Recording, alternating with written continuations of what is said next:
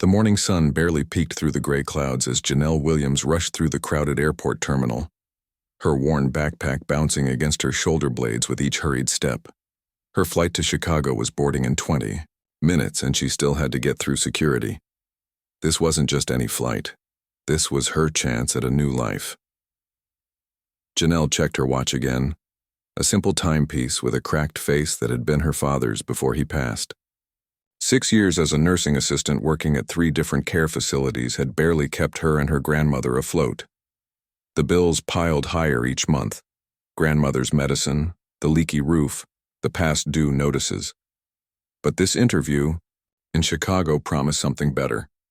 A stable position with benefits and enough pay that maybe, just maybe, she wouldn't need to choose between buying groceries or paying the electric bill.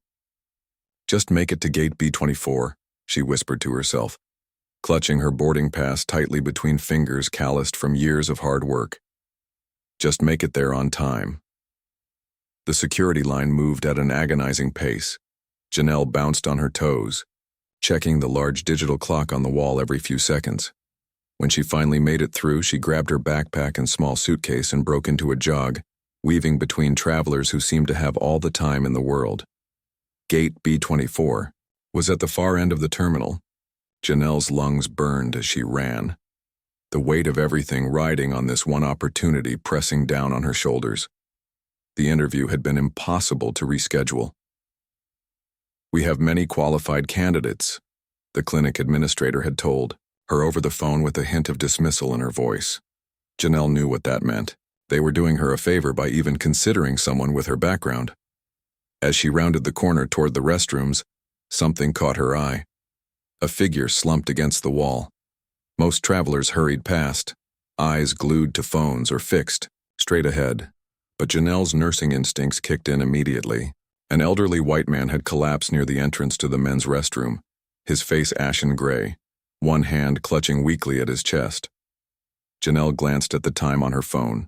15 minutes until boarding. She bit her lip, calculating. The gate was still a 5-minute run away. "Sir?" she called, already slowing her pace. "Sir, are you all right?" The man's eyes fluttered open, cloudy blue and confused. He tried to speak but could only manage a wheezing sound. A thin trickle of sweat ran down his temple despite the airport's chill. 10 seconds passed as travelers streamed around them. Nobody stopped. Janelle set down her bags and knelt beside him. "I'm a nursing assistant. Can you tell me what's wrong?"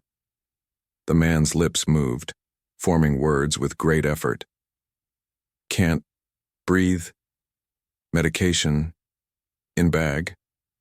Janelle noticed a leather briefcase, a few feet away. "This one?" she asked, already reaching for it. The man nodded weakly. 14 minutes until boarding. She opened the briefcase, quickly sorting through papers and a laptop until she found a small pill bottle. "Is this it?" she asked, showing him the nitroglycerin tablets. Another nod. Janelle helped him take the medication, then pulled out her phone. "I'm calling for medical help, okay?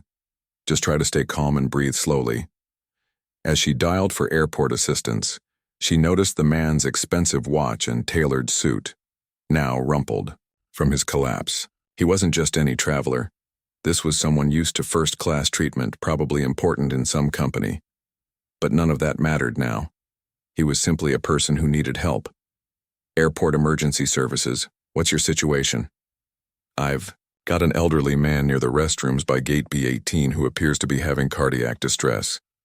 He's taken his medication but needs immediate medical attention." 12 minutes until boarding. While waiting for help to arrive, Janelle loosened the man's tie and checked his pulse. Rapid but steady. She placed her hand on his shoulder and spoke in the gentle, reassuring voice she used with her most frightened patients. "Help is coming, sir. Just focus on your breathing. My name is Janelle. Can you tell me yours?" "Harold," he managed between labored breaths. "Harold Bennett." "Okay, Mr. Bennett. You're going to be fine. The medicine should start working soon. Can you tell me if you have any history of heart problems?" He nodded. "Bypass. 5 years ago." "That's good information to know. Are you traveling alone today?" Harold nodded again, his breathing becoming slightly less labored as the medication began to take effect. Was meeting someone in Chicago. 9 minutes until boarding. Janelle kept one eye on her phone's clock while monitoring Harold's color, which was gradually improving. She could still make it if help arrived in the next minute or two. My assistant, Harold said suddenly, his voice a bit stronger. Need to call? We can do that once the medical team gets here, Janelle assured him. Right now, let's just focus on getting you stable. 7 minutes until boarding.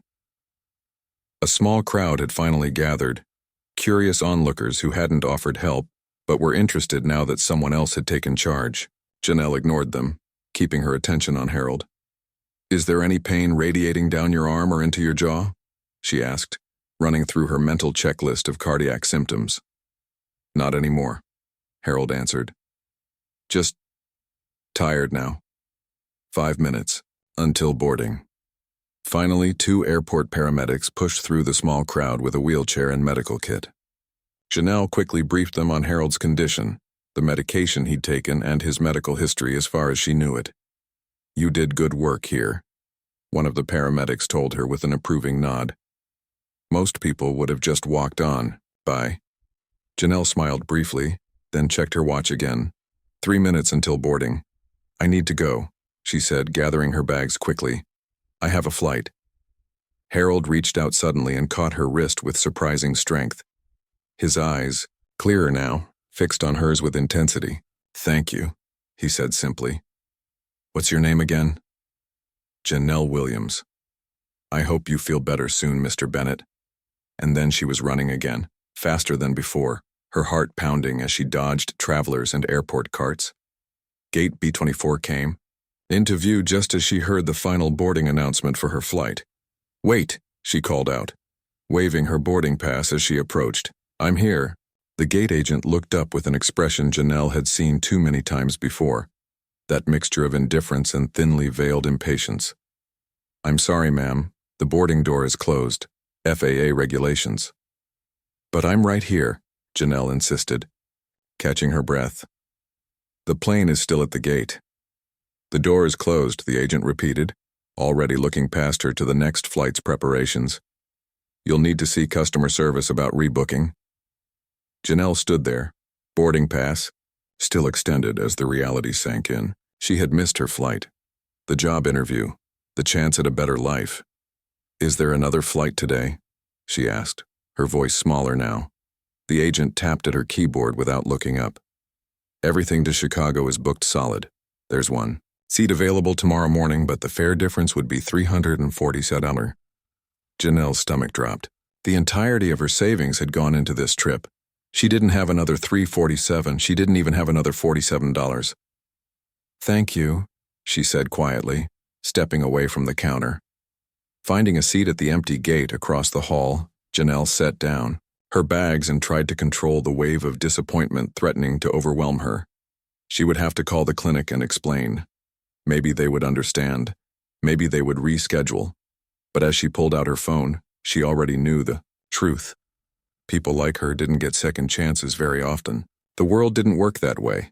Still, as she thought about the elderly man's face and how alone he had looked on that floor, she couldn't bring herself to regret stopping. Her grandmother had raised her better than that.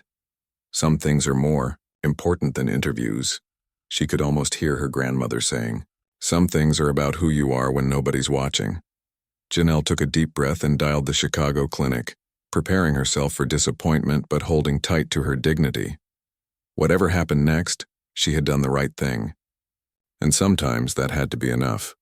What she didn't know was that Harold Bennett was not just any elderly traveler. And this missed flight was not the end of her journey, but rather the beginning of something she could never have imagined.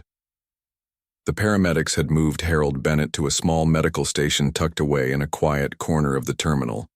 They checked his vitals while he sat upright on the examination table, his color much improved but his expression troubled. Your blood pressure is still elevated, Mr. Bennett, the paramedic said, removing the cuff. We strongly recommend you don't continue your travel plans today. Harold frowned, straightening his tie with practiced fingers. I have an important board meeting tomorrow morning, and I'd like you to be alive to attend it. The paramedic replied, unimpressed by whatever status Harold's expensive suit implied. We can arrange for a hotel nearby, or if you prefer, we can transport you to the hospital for further evaluation. Harold sighed, recognizing the wisdom in the advice even as it frustrated him. He reached for his phone. I'll have my assistant make arrangements. Thank you for your help. As the paramedics packed up their equipment, Harold's thoughts returned to the young woman who had stopped to help him when dozens of others had walked past. In his 40 years of business, he had developed a keen eye for character, and something about Janelle Williams had struck him immediately, a natural compassion combined with competence and quick thinking. These were rare qualities, in his experience, especially all found in one person. After making a brief call to his executive assistant, Harold asked the remaining paramedic, "The woman who helped me, Janelle Williams, do you know if she made her flight?" The paramedic shook his head. "I couldn't say, sir, but she was in quite a hurry." Harold nodded thoughtfully, then made another call, this time to his operations manager at the airline. Being the founder and majority shareholder of Horizon Airlines had its advantages, after all. Meanwhile, Janelle sat slumped in a chair at the customer service desk, holding her phone to her ear as the clinic administrator in Chicago delivered the expected news. "I'm very sorry, Ms. Williams, but we simply can't reschedule. The position needs to be filled by the end of the week, and we have other candidates already lined up for interviews tomorrow." Janelle closed her eyes, fighting back tears of frustration. "I understand. Thank you for the opportunity." The words tasted bitter in her mouth, but she managed to keep her voice steady. Her grandmother had always told her that dignity was sometimes all a person had, and nobody could take that away unless you let them. After ending the call, Janelle checked her bank account on her phone. $127.43 was all that remained after purchasing the now useless plane ticket. Not enough for another flight, barely enough for a bus ticket home. All the overtime shifts, the extra weekend work, the careful saving, all for nothing. Her stomach growled, reminding her that she'd been too nervous to eat breakfast that morning. The airport's overpriced food options were beyond her budget now, but she had packed a peanut butter sandwich that would have to do. As she reached into her backpack, her phone rang with an unfamiliar local number. "Hello?" she answered, trying not to sound as defeated as she felt. "Is this Janelle Williams?" asked a friendly female voice. "Yes, this is she. My name is Diane from Horizon Airlines Customer Relations. We understand you missed your flight to Chicago earlier today?" Janelle straightened, a small spark of hope igniting. "Yes, I did. I was helping an elderly man who had collapsed near gate B18. That's exactly why I'm calling. The gentleman you assisted has asked if you would be willing to meet with him. He's in our premium lounge and would like to thank you personally." Janelle blinked in surprise. "Oh, well, I'm just trying to figure out how to get home now. My interview in Chicago was canceled." "I understand completely," Diane said, her voice warm with sympathy. "But Mr. Bennett was quite insistent, and he mentioned something about possibly helping with your situation. Would you be willing to meet with him? I can escort you to the lounge personally." With nothing to lose and nowhere else to be, Janelle agreed. 20 minutes later, she found herself being led through the airport terminal to an unmarked door with a subtle Horizon Airlines logo. Diane swiped a keycard, and the door opened to reveal a world Janelle had only glimpsed in movies, a luxurious lounge with plush seating, soft lighting, and smartly dressed travelers enjoying complimentary food and drinks. Diane led her through the lounge to a private seating area in the back, where Harold Bennett sat in a comfortable armchair, looking much improved from their earlier encounter. He stood when he saw her, extending his hand. "Ms. Williams, thank you for coming. Please have a seat." He gestured to the armchair across from his. "Can I offer you anything? Food? A drink?" Janelle hesitated, then decided honesty was best. "Actually, I am pretty hungry. I missed breakfast this morning." Harold smiled and nodded to a nearby attendant who approached immediately. "Would you please bring Ms. Williams a menu? And I'll have another tea." As the attendant departed, Harold turned his attention back to Janelle. "First, I want to properly thank you for your help earlier. The paramedics told me that your quick actions likely prevented a much more serious episode. Janelle nodded, feeling slightly uncomfortable with the formal thanks. Anyone would have done the same. But they didn't, Harold said quietly. I counted 17 people who walked right past me before you stopped. That says something about who you are, Ms. Williams. The attendant returned with a leather-bound menu, which Janelle accepted with surprise. The prices were not listed, which immediately made her nervous. I don't want to impose. Please, Harold insisted. Order whatever you'd like. It's all complimentary in the lounge anyway. Relieved, Janelle ordered a chicken sandwich and a coffee. As the attendant left again, Harold leaned forward slightly. I understand you missed your flight because you stopped to help me. Janelle shrugged, trying to appear more casual about it than she felt. It happens. Was it important? Your trip to Chicago? Something in his gentle questioning broke through her practiced composure. It was a job interview, a really good position at a medical clinic, better pay, benefits, regular hours. She swallowed hard. They won't reschedule. Harold nodded thoughtfully. And the financial loss of the ticket? I imagine that's significant as well. Janelle looked down at her hands, calloused and strong from years of lifting patients and changing beds. I'll figure something out. I always do. I have no doubt, Harold said. But I'd like to help if you'll allow me. Janelle looked up, suspicion automatically flickering across her features. In her experience, offers of help from wealthy strangers often came with uncomfortable strings attached. Reading her expression perfectly, Harold smiled. No strings, Miss Williams. Just an old man who's grateful and in a position to show that gratitude in a meaningful way. Before she could respond, a tall man in an impeccable suit approached their table, holding a leather folder. Harold waved him over. Ah, Robert, excellent timing. Ms. Williams, this is Robert Chen, my executive assistant. Robert, this is Janelle Williams, the young woman I told you about. Robert gave her a warm smile and a respectful nod. Ms. Williams, it's a pleasure. Mr. Bennett speaks very highly of you. Robert, were you able to arrange everything? Harold asked. Yes, sir. Everything is confirmed. Robert handed the leather folder to Harold, who opened it and reviewed its contents with a satisfied nod. Perfect. Harold turned back to Janelle as the attendant arrived with her food. He waited until she had taken a few bites of her sandwich, which was possibly the best chicken sandwich she'd ever tasted, before continuing. Ms. Williams, I'd like to make you an offer. Inside this folder is a first-class ticket to Chicago on our 7:15 p.m. flight tonight. There's also a confirmation for a room at the Palmer House Hotel downtown, and a car service that will take you from the airport to the hotel, and then to your interview tomorrow morning. Janelle stopped chewing, her eyes widening in disbelief. But I told you they canceled the interview. Harold's eyes twinkled. Yes, well, it seems the clinic has reconsidered. Robert made a call to Dr. Patrice Henderson, the clinic director, explaining the circumstances of your missed flight. She was quite impressed by your actions and has agreed to meet with you tomorrow at 10 a.m.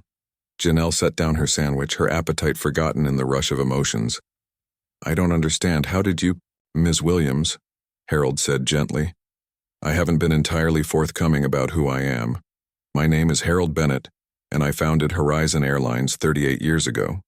While I'm semi-retired now, I still hold considerable influence within the company and it seems within Chicago's medical community as well. Janelle felt the room spin slightly. The airline. The man she had helped owned the very airline whose flight she had missed.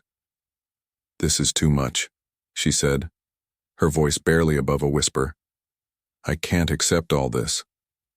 You can, and I hope you will, Harold replied. I've spent my life building a company based on the principle that how we treat each other matters. Today you exemplified that principle when you chose to help a stranger at significant personal cost. He pushed the folder gently toward her. This isn't charity, Ms. Williams. Think of it as an investment in the kind of world I want to live in, one where kindness and character are recognized and rewarded.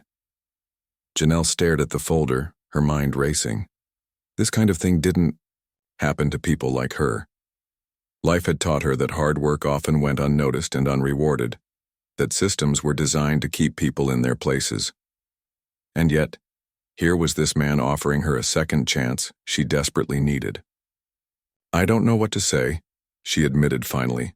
"Say yes," Harold suggested with a smile, "and then finish your lunch. First class has excellent food, but it's a good policy never to pass up a meal when it's offered." A laugh bubbled up from somewhere deep inside her, breaking through the tension. "My grandmother says the same thing." "Smart woman, your grandmother." Harold nodded approvingly. "Is she the one who taught you to stop and help strangers?" Janelle smiled, thinking of the strong, loving woman who had raised her after her parents died. "She taught me everything important. How to work hard, how to keep your dignity when the world tries to take it from you, how to be kind even when life isn't." "I'd like to hear more about her," Harold said, settling back in his chair. "We have some time before your flight." And so, as Janelle finished her meal, she found herself sharing stories about her grandmother, about growing up in a small apartment filled with more love than money, about her doctor, dreams of someday opening a community health clinic in her neighborhood where people without insurance could receive quality care. Harold listened intently, asking thoughtful questions and sharing a few stories of his own, about starting Horizon Airlines with just 2 small planes, about the early struggles and the hard lessons learned, about his late wife who had been his partner in both business and life. By the time Robert returned to escort Janelle to her gate, 3 hours had passed.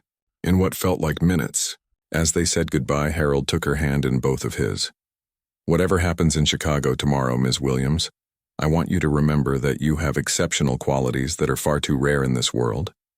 Don't let anyone make you doubt your worth." Janelle blinked back unexpected tears. "Thank you, Mr. Bennett. Not just for the ticket and the hotel, but for seeing me. Most people don't."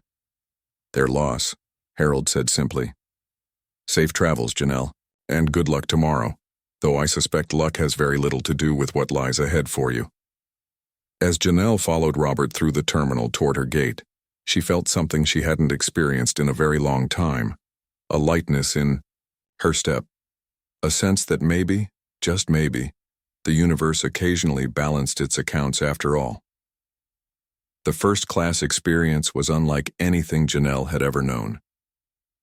From the moment she settled into the wide leather seat, flight attendants appeared with offers of drinks, warm towels, and menus. The woman seated across the aisle, dressed in an expensive-looking business suit, didn't even look up from her laptop when the attendant addressed her.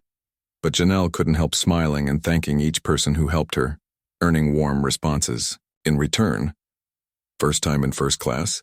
asked a kind-eyed flight attendant named Luis as he offered her a glass of orange juice. "That obvious, huh?" Janelle laughed softly. "Only in the best way," Luis assured her. "The frequent flyers barely notice us anymore. It's nice to serve someone who actually seems happy to be here." As the plane took off, Janelle gazed out the window at the shrinking city below. Just this morning she had been racing through that airport, every penny scraped together for a coach ticket and a slim chance at a better future. Now she was flying first class to Chicago, staying in a fancy hotel, and had her interview back, on the calendar. All because she'd stopped to help someone in need. Her grandmother would say this was the universe's way of recognizing good hearts. Janelle wasn't so sure about that. She'd seen too many good hearts broken by an indifferent world. But for once she allowed herself to simply accept the gift without questioning it. The flight passed in a blur of comfort. She ate a meal that rivaled any restaurant she'd been to, watched a movie on the screen built into her seat, and even managed to doze off in the reclining chair that transformed nearly into a bed. When they landed in Chicago, Luis wished her good luck on her interview. "Mr. Bennett must think very highly of you," he said with a knowing smile. "He doesn't often arrange special flights for people." Janelle blinked in surprise. "You know Mr. Bennett?" "Everyone at Horizon knows Mr. Bennett," Luis replied. "He makes a point of flying with us regularly and actually talking to the staff. Most founders forget about the people who keep their companies running once they make it big, not him." This small insight into Harold's character made Janelle smile. Her instincts about him had been right. True to Harold's promise, a driver was waiting for her at baggage claim, holding a sign with her name. The car was sleek and black, with leather seats and bottles of water in a small cooler. As they drove toward downtown Chicago, Janelle pressed her face to the window like a child, taking in the towering skyline and the vast expanse of Lake Michigan. "First time in Chicago?" the driver asked, catching her expression in the rearview mirror. "Yes," Janelle admitted. "I've never been north of Tennessee before." "Well, you picked a good time to visit. Not too hot, not too cold, though that'll change soon enough once winter hits." The Palmer House was like something from another world, a grand lobby with a painted ceiling that reminded Janelle of pictures she'd seen of European palaces, uniformed staff who addressed her as Ms. Williams, and a room that was bigger than the entire first floor of her grandmother's house. She walked around it in silent awe, touching the thick curtains, the plush bedspread, the marble countertop in the bathroom. The digital clock on the nightstand read 9:37 p.m. Janelle realized she should call her grandmother, who would be worried by now. She took out her phone and dialed the familiar number. "Nana? It's me." "Janelle." "Child, I've been worried sick. You were supposed to call when you landed in Chicago hours ago." Janelle smiled at the concern in her grandmother's voice. "I'm sorry, Nana. Something happened. Something good but kind of unbelievable." Over the next 20 minutes, she told her grandmother the whole story.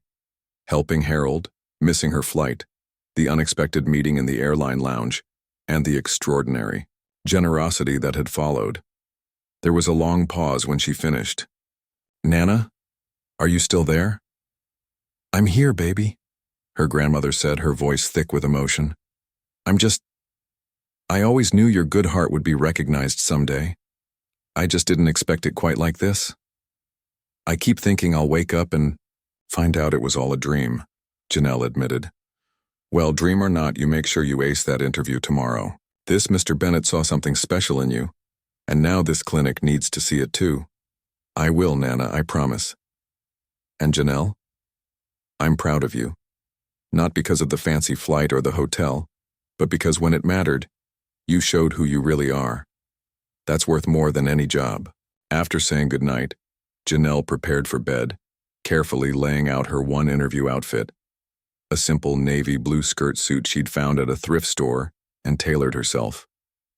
It wasn't fancy, but it was clean, professional, and the best she had. She reviewed her notes on the clinic one more time before setting the alarm and sliding between the softest sheets she'd ever felt. Despite her exhaustion, sleep came fitfully. Every time she drifted off, she'd jerk awake with anxiety about the interview or disbelief about the day's events.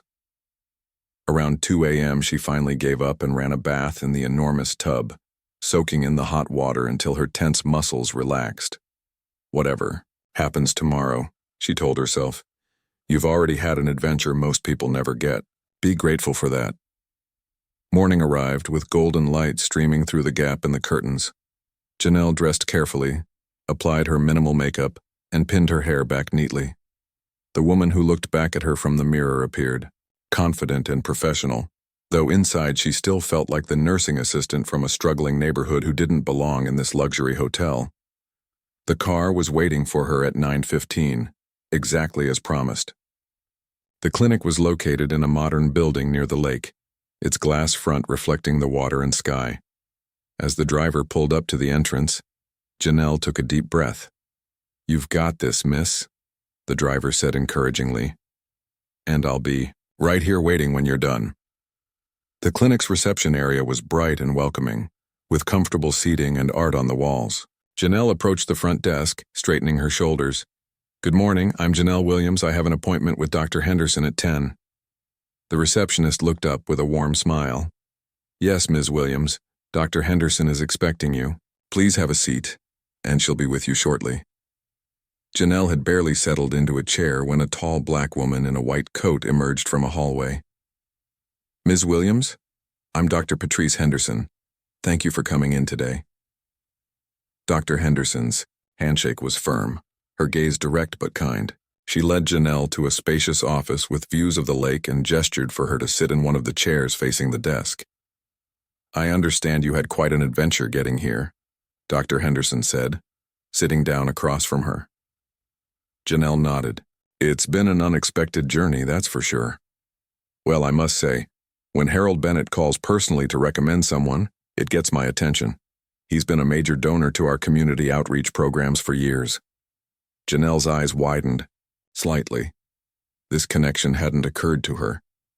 But, Dr. Henderson continued, while Mr. Bennett's recommendation opened the door, this interview is about your qualifications and whether you're a good fit for our team. So tell me about your experience as a nursing assistant and why you're interested in this position. For the next hour, Janelle described her work in various care facilities, her additional training in patient advocacy, and her passion for community health.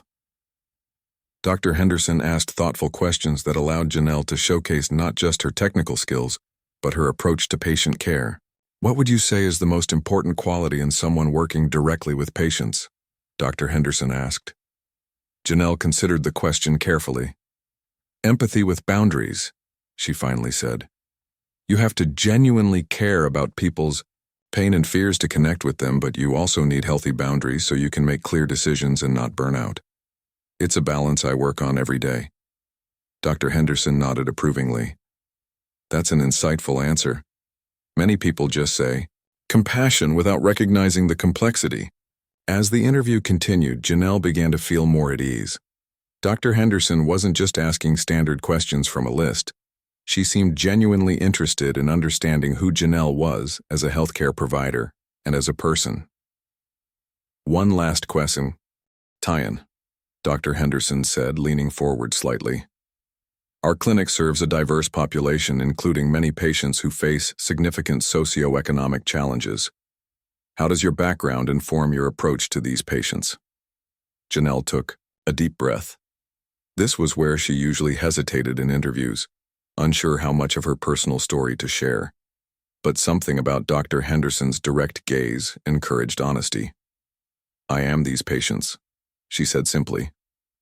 I grew up in a neighborhood where healthcare was something you sought only in emergencies because it was too expensive otherwise. My grandmother raised me after my parents died, and I watched her ration her blood pressure medication to make it last longer. I became a nursing assistant because I wanted to be part of making healthcare more accessible and humane for people like us. She paused, then added, I don't believe my background makes me better than someone who grew up with more advantages, but it does give me a perspective that can't be taught in school. I understand the pride that keeps people from asking for help, the fear of being judged, the calculations people make between buying food or medicine. That understanding creates trust with patients who often feel invisible in the healthcare system.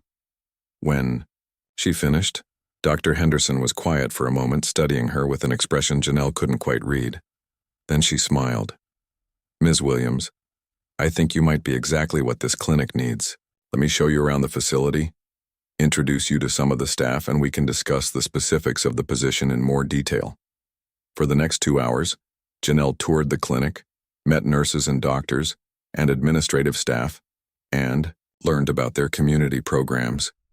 The more she saw, the more she wanted to be part of it. This was a place that aligned with her values, that served people who reminded her of her own community back home. When they returned to Dr. Henderson's office, the doctor closed the door and sat down with a smile. I'm prepared to offer you the position, Ms. Williams. The starting salary is $58,000 annually, with full benefits including health care, retirement contribution, and 3 weeks of paid vacation. We also offer tuition assistance if you decide to pursue further education in nursing or healthcare administration. Does that sound agreeable to you? Janelle tried to keep her expression professional, but inside she was reeling. The salary was more than double what she currently earned, and the benefits package was beyond anything she'd ever been offered. It would mean not just a better life for herself, but the ability to finally provide properly for her grandmother. That sounds very agreeable, Dr. Henderson. Thank you for this opportunity. I won't let you down. I don't believe you will, Dr. Henderson replied. There's just one more thing we need to discuss. The position is here in Chicago, which would mean relocating from... She glanced down at Janelle's resume. From Memphis. Is that something you're prepared to do? Janelle hesitated. In all the excitement, she hadn't fully considered the practical implications of taking a job in Chicago. Moving would be expensive. Finding an apartment, transporting what few possessions they had, and most importantly, bringing her grandmother to a new city where she knew no one. "I would need to bring my grandmother with me," she said slowly. "She raised me and now she needs my care. I couldn't leave her behind." Dr. Henderson nodded. "Of course. Family is important. The clinic actually partners with a senior living community, not far from here. Many of our staff have parents or grandparents living there. It offers independent apartments with medical support available as needed. Perhaps that might be an option worth exploring. That sounds wonderful, but I'm not sure we could afford something like that right away, even with this generous salary." "Let's cross that bridge when we come to it," Dr. Henderson said kindly. "For now, why don't you take some time to think about the offer and discuss it with your grandmother? We can talk again tomorrow before you leave Chicago." Janelle agreed, and they shook hands again, this time with the warmth of potential colleagues rather than interviewer and candidate. As promised, the driver was waiting when Janelle emerged from the clinic. She slid into the back seat in a daze, her mind spinning with possibilities and challenges. "How'd it go?" the driver asked as he pulled away from the curb. Janelle looked out at the Chicago skyline, so different from the familiar landscape of home. "They offered me the job," she said quietly. "Congratulations, that's great news, right?" "It is," she agreed, though her voice remained thoughtful. "It's just, it would mean moving my whole life here. My grandmother, too." The driver nodded understandingly. "Big changes are always scary, even when they're good changes. But you know what? Chicago's a pretty special place once you get to know it." Janelle smiled faintly. "I'm starting to see that." Back at the hotel, she called her grandmother with the news. To her surprise, Nana was immediately enthusiastic about the move. "Child, there's nothing holding us in Memphis except memories and my arthritic bones. If this job is what you want, we'll make it work. I'm not so old that I can't handle a little adventure." Janelle laughed through sudden tears. "You're sure? It would be a big change." "Life is change," her grandmother said firmly. "And it sounds like this change might be a blessing we've been waiting for." As evening fell, Janelle stood at the window of her hotel room, watching the lights of Chicago come alive. Tomorrow, she would give Dr. Henderson her answer, and then fly back to Memphis to begin the enormous task of uprooting their lives. It was terrifying and exhilarating all at once. Her phone buzzed with a text message from an unknown number. She opened it to find a simple message. "I hope Chicago is treating you well. Would you have time for breakfast tomorrow before your flight home? Harold Bennett." Janelle stared at the message in surprise. With everything that had happened at the clinic, she had almost forgotten the extraordinary circumstances that had brought her here. She quickly typed a response. "Chicago has been amazing. Breakfast sounds wonderful. Thank you again for everything." Within seconds came the reply, "Excellent. 8 a.m. in the hotel restaurant. I have some ideas I'd like to discuss with you." As she set her alarm for the morning, Janelle wondered what new surprises tomorrow might bring. In just 2 days, her life had changed in ways she could never have imagined. And somehow, she sensed that the story was far from over. The Palmer House restaurant gleamed with polished wood and crystal in the morning light. Janelle arrived 5 minutes early, dressed in her interview suit again, the only professional outfit she had packed. A hostess immediately approached with a warm smile. "Ms. Williams, Mr. Bennett is already seated and expecting you. Please follow me." Harold rose from a table by the window as Janelle approached. He looked much better than he had at the airport, his color healthy, his movement steady. He wore a casual but clearly expensive sweater, rather than the business suit from yesterday. "Janelle, good morning," he greeted her, extending his hand. "You look well rested. I hope the accommodations were satisfactory." "More than satisfactory," Janelle said with a smile as they both sat down. "I've never stayed anywhere so nice." A waiter appeared almost immediately with coffee. "May I bring you anything else to drink? Orange juice, perhaps? Or a smoothie?" After They ordered breakfast. Harold leaned forward slightly. Tell me about your interview.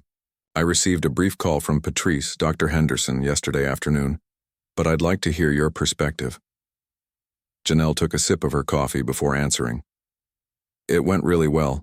Better than I expected, honestly. Dr. Henderson offered me the position. Harold's face brightened. Excellent. I knew she would see in you what I saw. Patrice has an exceptional eye for talent. He studied her expression for a moment. But I sense there's something more on your mind. Janelle hesitated, then decided on honesty. The job is amazing, better than anything I could have hoped for, but it would mean moving to Chicago, bringing my grandmother. It's a big change with a lot of practical challenges. Harold nodded thoughtfully. Change always comes with challenges, but in my experience, the biggest regrets come not from changes that were difficult, but from changes we were afraid to make. Their food arrived, an omelet for Harold, Belgian waffles with fresh berries for Janelle. They ate in companionable silence for a few moments before Harold spoke again. I mentioned that I had some ideas to discuss with you. Before I do, I'd like to ask what you've decided about the position. I'm going to accept it, Janelle said firmly. My grandmother and I talked last night and she's supportive. It will be complicated to arrange the move, but the opportunity is too good to pass up. Harold smiled approvingly. I'm glad to hear that. And as it happens, the ideas I wanted to discuss might help with some of those complications. He set down his fork and folded his hands on the table. Janelle, in our conversation yesterday, you mentioned your dream of someday opening a community health clinic in your neighborhood. I was struck by the clarity of your vision and your understanding of what such a community needs. Janelle nodded, wondering where this was going. Horizon Airlines has a foundation that focuses on community development in underserved areas. One of our initiatives is healthcare access. We partner with existing hospitals and clinics to create satellite locations in neighborhoods that lack adequate services. Janelle's eyes widened slightly. That sounds amazing. It's been quite successful in several cities, but we haven't yet established a program in Memphis, Harold continued. I spoke with our foundation director last night, and we believe your neighborhood might be an excellent location for our next project. Janelle set down her coffee cup, stunned. Are you saying you want to open a clinic in my neighborhood?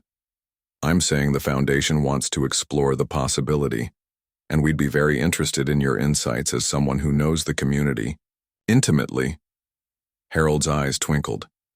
Of course, such a project would also need local healthcare professionals who understand both the medical needs and the cultural context of the community. Like nurses, Janelle said softly, beginning to understand. Precisely, like nurses who might want to return to their community after gaining valuable experience at a progressive clinic in Chicago. Janelle's mind raced with implications. So you're suggesting that I take the Chicago position, but with the possibility of eventually returning to Memphis to work at this new clinic? That's one possibility, Harold agreed, though there are many ways this could unfold. The important thing is that your career path wouldn't have to be limited to a single location. He paused. But first things first. You need to get established in Chicago and focus on excelling in your new position. The waiter appeared to refill their coffee cups. When he departed, Harold continued in a more practical tone. Now, about the logistics of your move. I understand your grandmother will be joining you, Janelle nodded. Yes. She raised me after my parents died, and now she needs my support. Dr. Henderson mentioned a senior living community that partners with the clinic, but I'm not sure we can afford it right away. I believe you're referring to Lakeside Gardens, Harold said. It's an excellent facility. My sister-in-law lived there for several years. As it happens, Horizon's Foundation is one of the major supporters of their subsidy program for families of healthcare workers. Janelle stared at him, hardly daring to hope. Are you saying my grandmother might qualify for subsidized housing there? I'm saying it's very likely, Harold replied with a smile. And as for the costs of relocating, the clinic typically offers a relocation package for new employees. I took the liberty of discussing this with Patrice, and she's prepared to include that in your offer. Tears pricked at the corners of Janelle's eyes. Mr. Bennett, I don't know what to say. This is all so much. You can say you'll accept all the help that's being offered, Harold said gently. Not as charity, but as recognition of your potential and the difference you can make in people's lives. He reached into his jacket pocket and withdrew a business card, sliding it across the table. This is my private number. When you're settled in Chicago, I hope you'll stay in touch. My wife passed away 5 years ago, and I find I enjoy the company of people who have interesting perspectives on the world. People like you, Janelle. Janelle took the card, touched by the gesture. I'd like that. Good. Harold glanced at his watch. Now, I believe you have a meeting with Patrice at 11 to finalize details, and then a flight back to Memphis this afternoon? Janelle nodded. Then we should finish our breakfast. The car will take you to the clinic, and then to the airport. Afterward, he picked up his fork again, then paused. One more thing. The foundation would like to send a team to visit your neighborhood in Memphis next month to begin exploring the clinic possibility. Would you be willing to connect us with community leaders who might help us understand the specific needs? Of course, Janelle said eagerly. My grandmother knows everyone. She's been a member of the same church for 40 years, and she used to work at the elementary school. She can introduce you to all the right people. Perfect. Harold smiled. I look forward to meeting her someday. As they finished their meal, the conversation shifted to lighter topics. Harold's grandchildren, Janelle's favorite books, their shared love of old jazz music. By the time they said goodbye in the hotel lobby, Janelle felt as though she'd known him for years rather than days. Thank you, she said simply, extending her hand. Not just for everything you've done, but for seeing possibilities I couldn't see myself. Harold clasped her hand warmly. That's the thing about possibilities, Janelle. They're always there, waiting. Sometimes we just need help bringing them into focus. As the car drove her to her meeting with Dr. Henderson, Janelle gazed out at the Chicago skyline, which already looked somehow more familiar than it had yesterday. The enormity of the changes ahead was still daunting, but now the path forward seemed illuminated, each step visible and achievable. Her meeting with Dr. Henderson was brief but productive. The relocation package was indeed included in the formal offer, along with assistance in finding temporary housing until her grandmother could join her. They agreed on a start date 4 weeks away, giving Janelle time to wrap up her life in Memphis and make the move. I'm delighted you're joining us, Dr. Henderson said as they shook hands. And I'm intrigued by Harold's idea about a potential clinic in Memphis. He's never steered us wrong before. Janelle smiled. I'm starting to think that might be impossible. Has he always been this involved in helping people? Dr. Henderson laughed. Always. Though he seems particularly invested in your case. Harold has always had an uncanny ability to recognize potential, both in business ventures and in people. It served him well. After the meeting, the car took Janelle to the airport, where she was once again escorted to the first-class lounge to wait for her flight. She used the time to call her grandmother with all the new developments. Nana, you won't believe what just happened, she began, and then poured out the whole story, Harold's foundation, the possibility of a clinic in their own neighborhood, the subsidized housing at Lakeside Gardens, the relocation assistance. Her grandmother was quiet for a long moment after she finished. Child, she finally said, her voice thick with emotion. I always told you that your kindness would come back to you someday. Looks like that day has come. It doesn't seem real, Janelle admitted. 2 days ago I was working double shifts just to afford a plane ticket, and now doors are opening, her grandmother finished for her. That's how blessings work, Janelle. Not always this dramatically, mind you, but they come all the same. Your job is to walk through those doors with your head high, knowing you earned this chance. I will, Nana, and we're going to have a better life. Both of us. We already had a good life, baby, her grandmother reminded her gently. We had love and we had each other. But I won't say no to a nice apartment with an elevator that works and some help with these old bones of mine. Janelle laughed, wiping away tears. I love you, Nana. I love you too, child. Now come on home so we can start packing.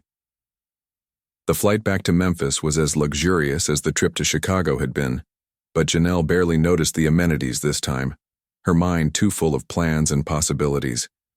As the plane descended through clouds toward the familiar landscape of home, she felt a curious mixture of emotions: excitement for what lay ahead, affection for the city below with all its flaws and strengths, and profound gratitude for the extraordinary chain of events that had begun with a simple choice to help a stranger in distress. When she stepped off the plane, the Memphis air hit her with its familiar humidity, a stark contrast to Chicago's crisp autumn breeze. For a moment, she felt a pang of doubt. Was she really ready to leave the only home she'd ever known? But then she remembered Harold's words from breakfast. The biggest regrets come not from changes that were difficult, but from changes we were afraid to make. Taking a deep breath, Janelle squared her shoulders and headed toward the exit, ready to begin the next chapter of her story. Behind her, unnoticed, a flight attendant watched her go, then picked up a phone. "Mr. Bennett?" "Yes, she's arrived safely." Seemed deep in thought, but determined. "Yes, sir. I'll make sure the package is delivered to her home tomorrow." "It's been my pleasure." The next morning, a courier arrived at Janelle's small house with a large envelope. Inside was a formal letter from Horizon Airlines Foundation, outlining the preliminary plans for community health assessments in her neighborhood, a brochure for lakeside gardens with her grandmother's subsidy approval already processed, and a handwritten note from Harold. "Janelle, the world bends toward justice, but sometimes it needs a helping hand. Thank you for reminding me of that important truth. Your friend, Harold." Underneath the note was one more item, a first-edition copy of Toni Morrison's Beloved with a simple inscription: "For Janelle, who understands that the best journeys begin with an act of kindness. H.B." Janelle traced the book's cover, with gentle fingers, thinking of how differently things might have turned out if she had hurried past that elderly man in the airport, intent only on her own problems and priorities. One small choice made in a moment of hurry and stress had altered the trajectory of her life in ways she could never have imagined.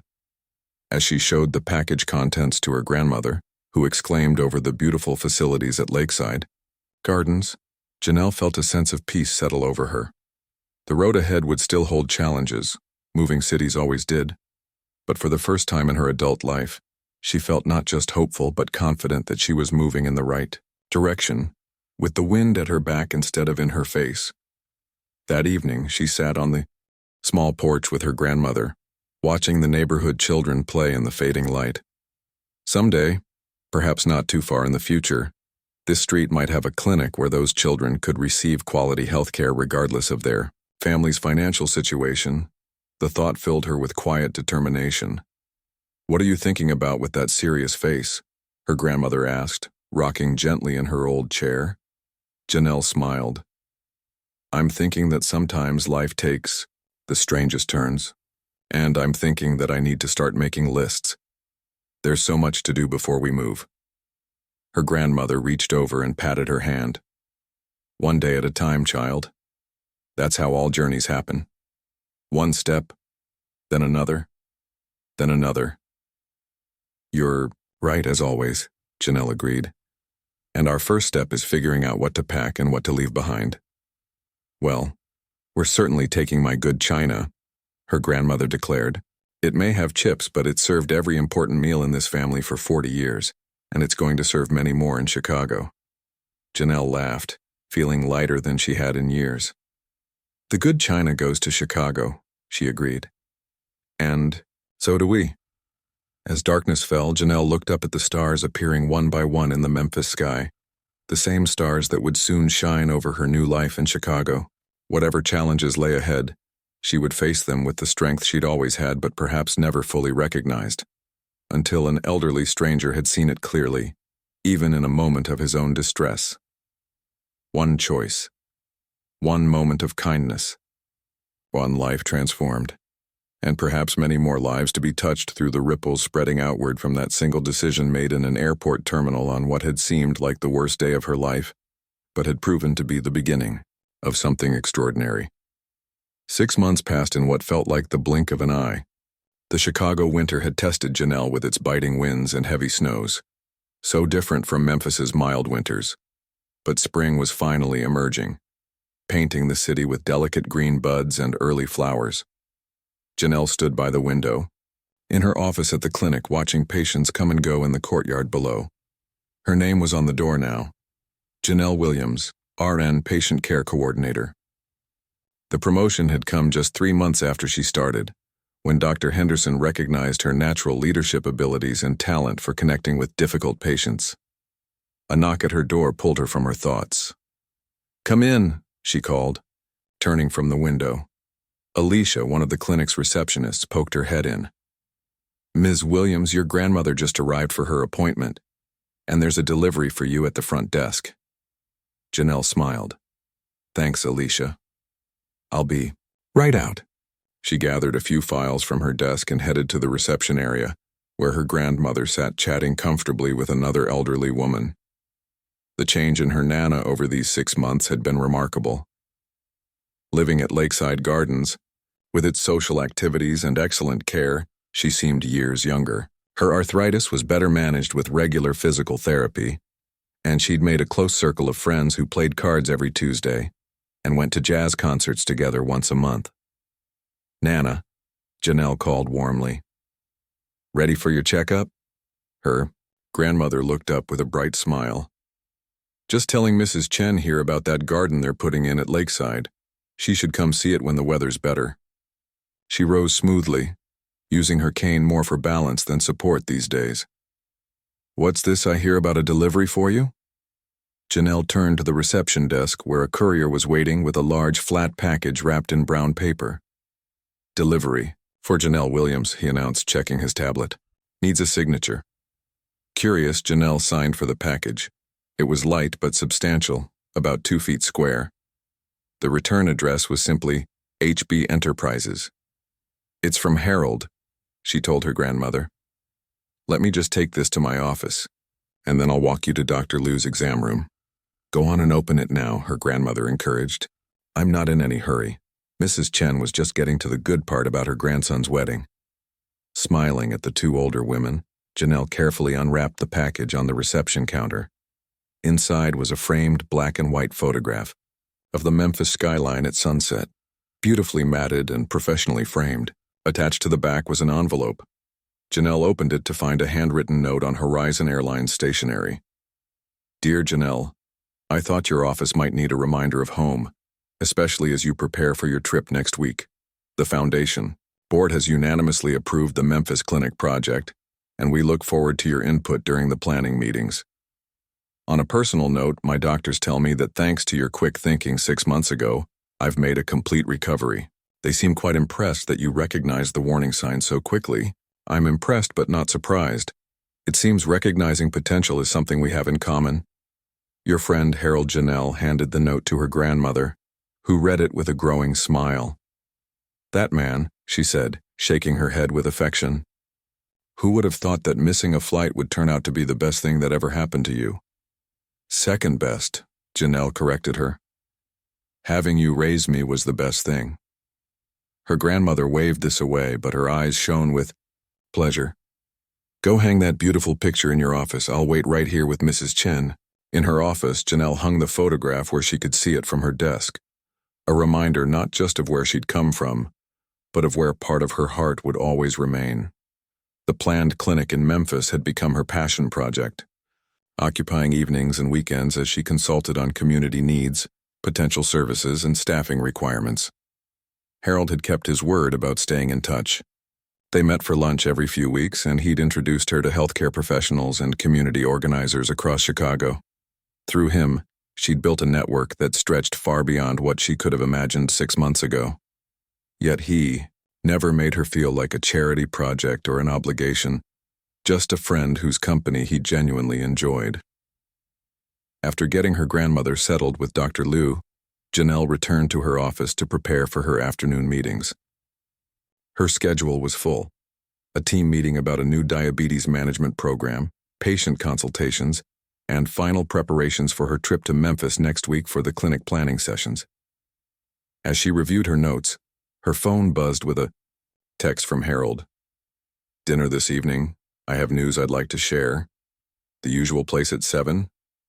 Janelle smiled and texted back her acceptance.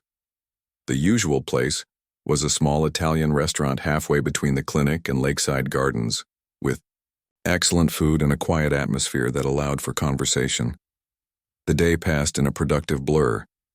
Janelle's role at the clinic had expanded far beyond her original nursing duties.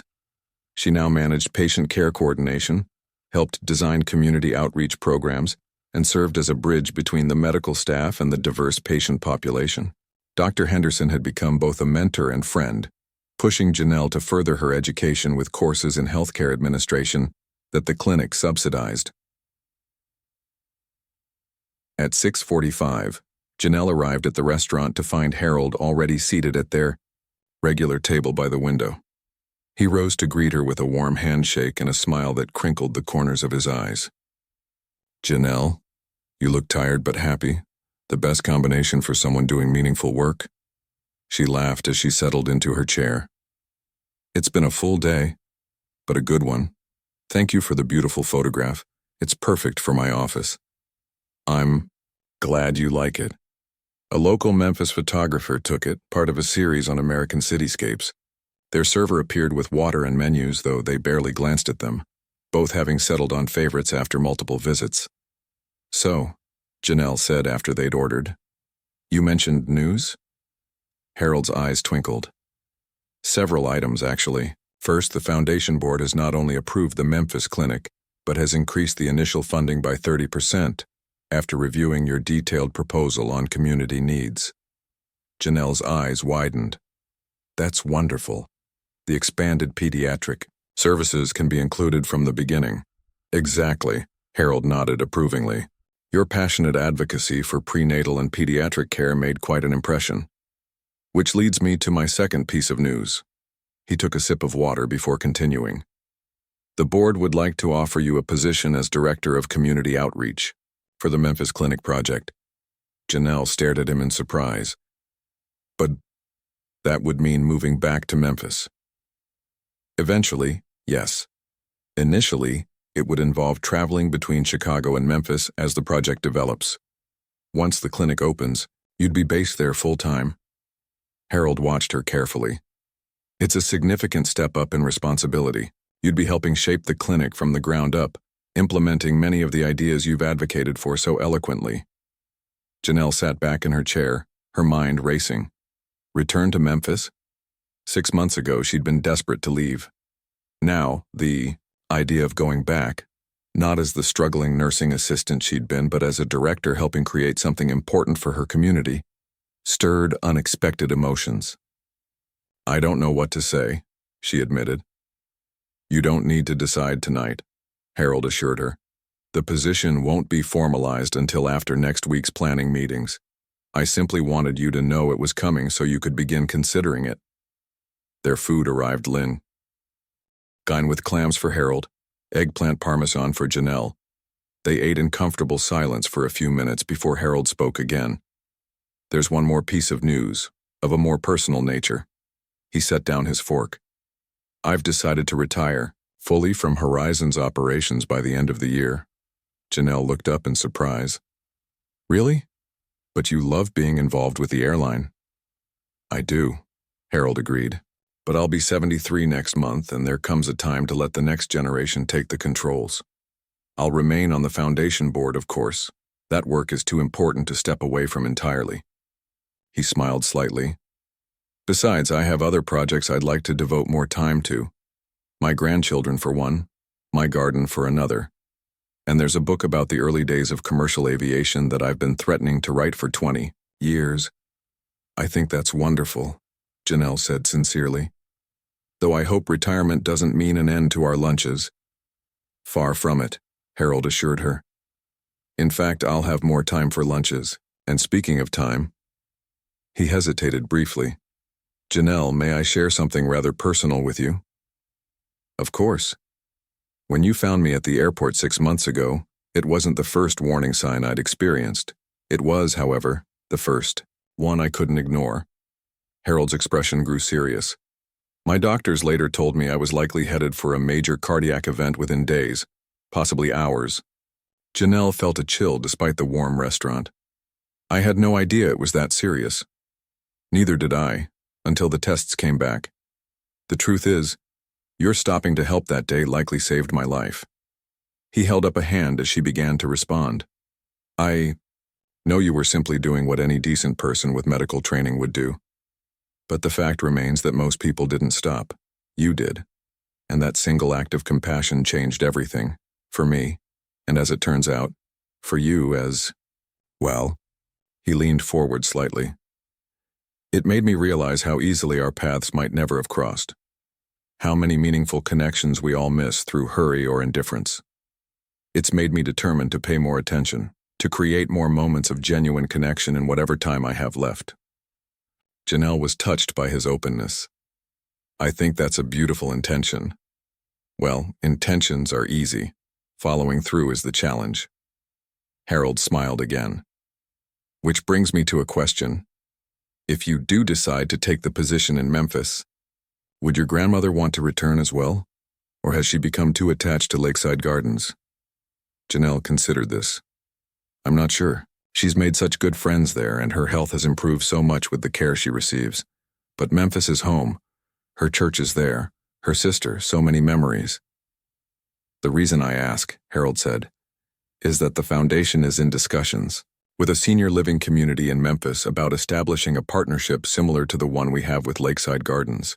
If your grandmother were interested in returning, she could be part of the initial resident group helping to shape the programs and services. Janelle shook her head in amazement. You really do think of everything, don't you? Not everything. Harold chuckled. Just the important things, like making sure good people have the support they need to do their best work. As their dinner continued, Janelle found her thoughts drifting between Chicago and Memphis, between the life she'd built here and the possibility of returning home in a role she could never have imagined 6 months ago. By the time they finished their meal, no decision had been made, but the seeds had been planted. Harold insisted on driving her home, and as his car pulled up to her apartment building, he turned to her with a gentle smile. Whatever you decide about Memphis, Janelle, know that you've already succeeded in the most important way. You've stayed true to who you are even when the world made that difficult. She returned his smile. I had good examples. My grandmother, and now you. I'm honored to be included in such esteemed company, Harold said with a small bow of his head. Think about the offer. Talk to your grandmother. We'll discuss it more when you're ready. The following week flew by in a flurry of preparations for the Memphis trip. Janelle found herself increasingly excited about returning, even if just for a few days. She'd arranged to stay 2 extra days beyond the planning meetings to visit old friends and see her grandmother's sister. The night before her departure, she sat with her grandmother in the older woman's comfortable apartment at Lakeside Gardens, sharing tea and conversation as they did several times each week. Nana, there's something I need to discuss with you, Janelle began.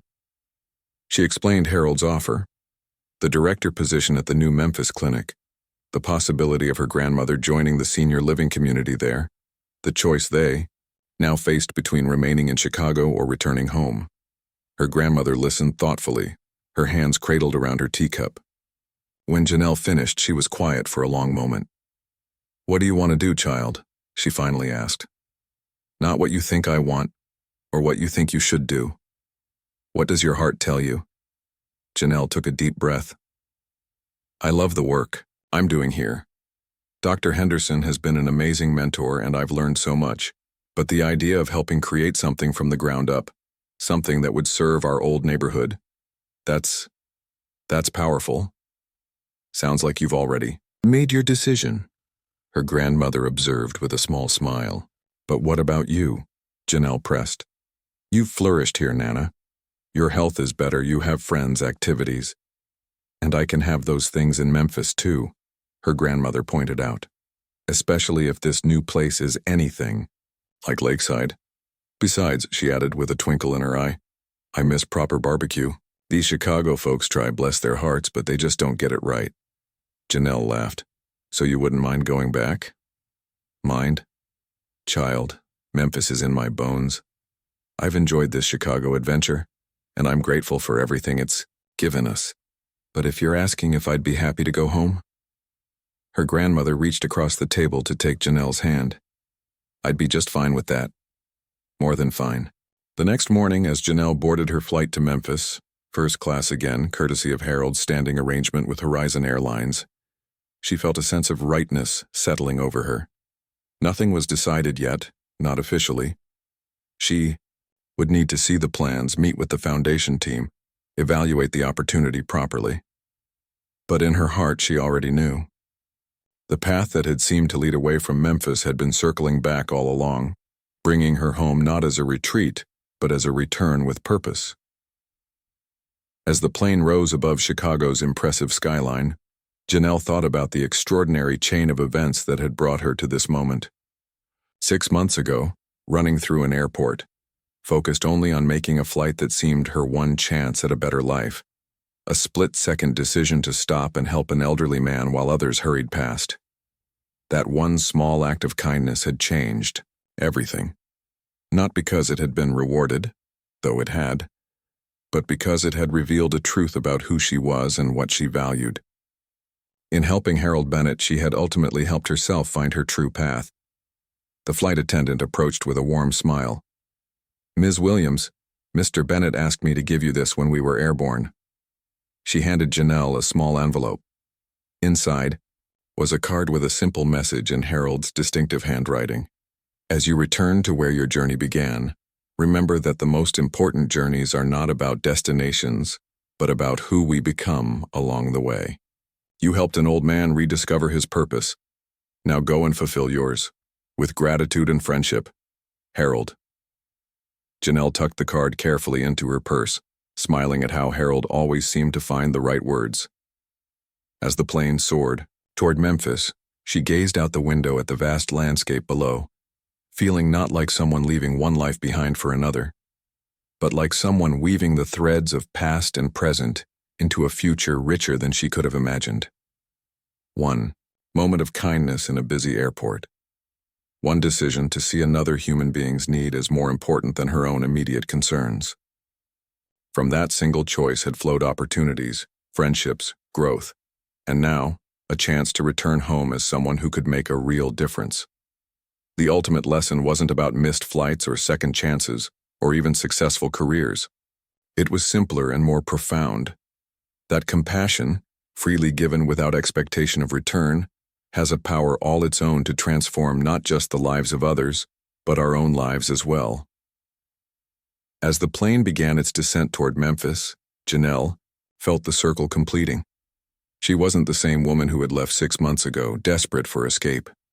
She was stronger now, more confident, with a clearer vision of who she was and what she could contribute.